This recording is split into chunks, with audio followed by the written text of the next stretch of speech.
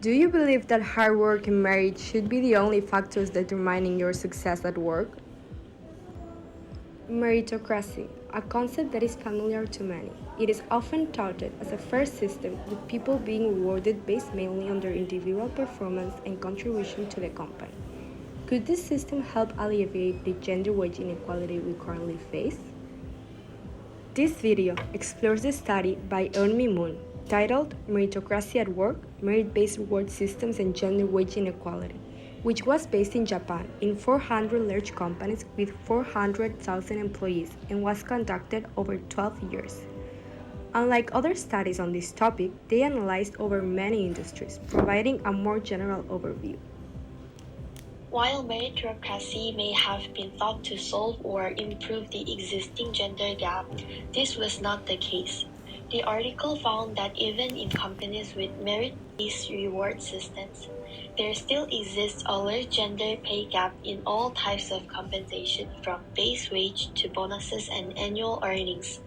This study found that a merit-based reward system led to an increase in about 5% of gender bonus pay gap, as compared to a seniority-based system where a person's pay is determined by how long a person has worked in the company.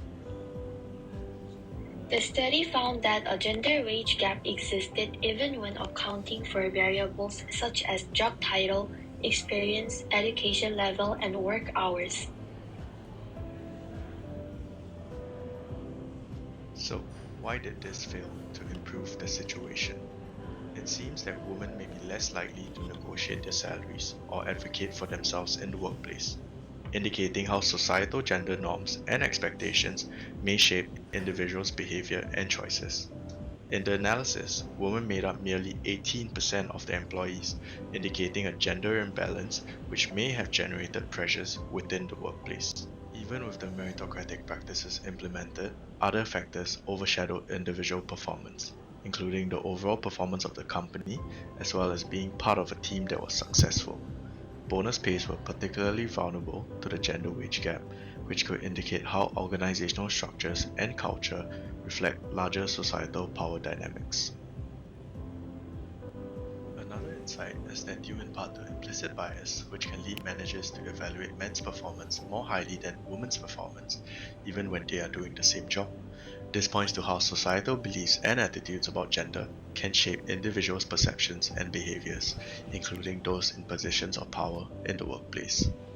Criteria used to determine one's values favors men's characteristics, therefore, it is easier for men to stand out, suggesting that societal structures and power dynamics may be reinforcing these gender criteria, as men are more likely to hold positions of power and influence. Moon's study highlights the need for companies to take proactive measures to ensure that their reward systems are truly merit-based and free from bias. This can include regular reviews of the system, training programs for employees and managers to identify and address biases, and policies that encourage salary transparency and negotiation. The article recommends that companies take steps to address implicit biases, such as providing training for managers and using objective criteria to evaluate performance. By stemming out these biases that people hold, we can then truly reward individuals based on merit, thus potentially reducing any perceived wage gap. So maybe it isn't the system that's at fault, but rather the fault lies in those in power who implement it. However, it must be understood that this study was conducted in Japan, which may reduce its generalizability when applying to your local context. However, it still provides adequate insights into the potential issues that may occur when applying a merit-based system. In conclusion, when implemented on a large scale, meritocracy may serve to amplify the inherent biases and serve as a medium to reproduce inequalities present as well. Hence, instead of assuming that meritocracy can solve the problems at hand, it is important to critically analyze the successes and failures of these policies contextually. Just like a jigsaw piece, the way it interacts with the larger society should not be neglected. Only then can we work towards a more equitable future.